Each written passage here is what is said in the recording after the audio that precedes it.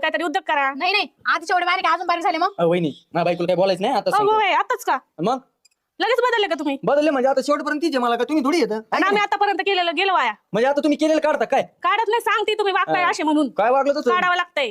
काय काढावं लागतं म्हणजे तुम्ही खाल्लेलं तोंडावर काढता अशा कशा तुम्ही तुम्हाला हे शिकवलं का तुमच्या घरच्यांनी? हा तुला किती शिकवलं ना दिसतंय, तुला तर सांगू. नाही नाही दादाला सांगावं लागणार आहे वहिनी ना आम्हाला खाऊ बी अहो तुम्ही काय सांगता, मीच सांगते तुमच्या भावाला तुमचं वागणं. तुम्ही लावता तिथं मलाही संडे होते, आम्ही काय मोकळी नाही घरात धुणं भांडे करायला आणि तुम्ही हिंडायला.